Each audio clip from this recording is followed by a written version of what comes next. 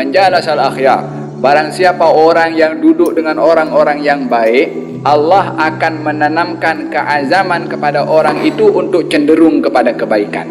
Orang yang bersahabat dengan orang yang tidak baik, terpulang apa saja sifat tidak baiknya. Rakus dunia kah, suka kacau orang kah, suka tunjuk ajar komen tak baik dalam Facebook kah, ataupun suka dia tunjuk ajar macam mana untuk dia bantai si fulan kah, apa saja akan berpindah juga perangainya.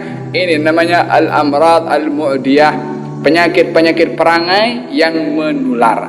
Nak tahu perangai kita baik atau tak baik, tengok dengan siapa kita bersahabat. Faham dong?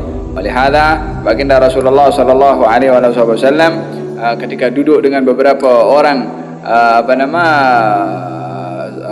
kaum musyrikin, ketika ingin bercerita tentang perkara-perkara yang baik, bila mana mereka bercakap tentang perkara-perkara yang tak baik, Allah Subhanahu wa taala berfirman, "Fala taq'udu ma'ahum hatta yakhudu fi haditsin ghairi." Jangan kamu duduk bersama dengan mereka sehingga mereka cakap benda yang lain.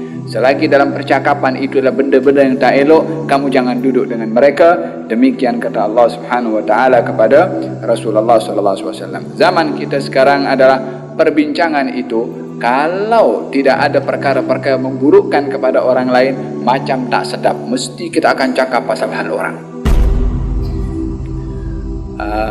Faham dong? Kita adalah berusaha untuk menjadikan majlis-majlis yang kita duduk di situ adalah majlis yang mengingatkan kita kepada Allah Subhanahu wa taala. Gal wasiat Luqman al-Hakim kepada anaknya, "Wahai anakku, duduklah dengan ulama dan bersamalah dengan para hukama, ahli-ahli hikmah.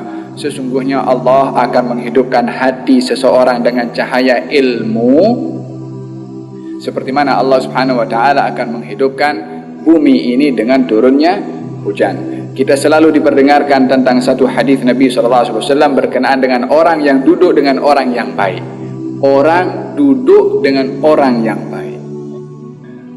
Humul qaumul ladzi la yashqa bihim jalisuhum. Mereka orang yang duduk bersama dengan orang yang baik tidak akan dihampakan oleh Allah Subhanahu wa taala. Duduk saja dengan orang yang baik tidak dihampakan oleh Allah, akan dapat berkat yang didapat oleh orang yang baik walaupun dia orang tak baik.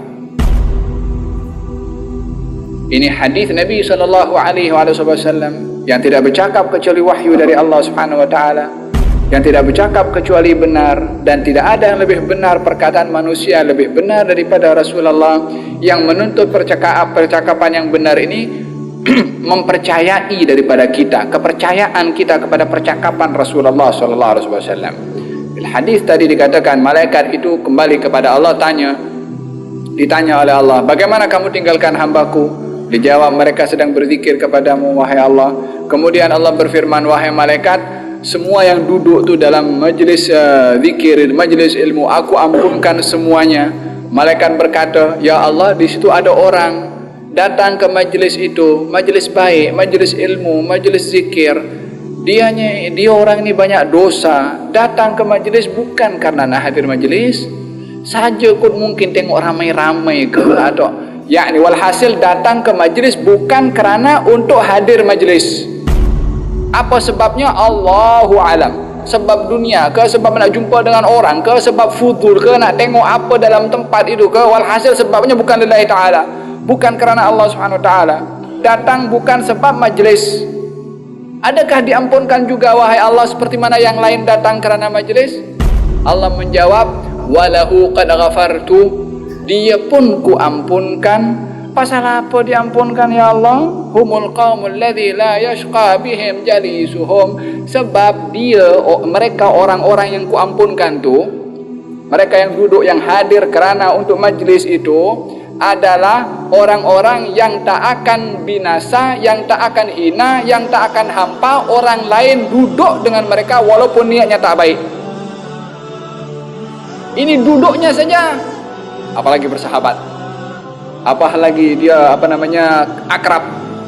Maka jangan tanya keberkatan duduk dengan orang-orang yang baik. Kalau duduk saja mendapatkan pengampunan, apatah lagi bersahabat dan juga rapat dengan mereka. Semoga Allah Subhanahu wa taala menjaga kita daripada sahabat-sahabat yang tidak baik. dan dijaga oleh Allah Subhanahu wa taala untuk dibimbing supaya rapat bersahabat dengan orang-orang yang baik, sehingga kebaikan dalam persahabatan di dunia ini akan membawa manfaat di barzakh dan juga di akhirat, seperti mana digambarkan oleh Allah Subhanahu wa taala di dalam Al-Qur'an, ikhwanan ala sururin mutaqabilin, mereka yang bersaudara di dunia akan berjumpa nanti di akhirat dalam keadaan gembira satu dengan yang lain. Amin, Allahumma amin.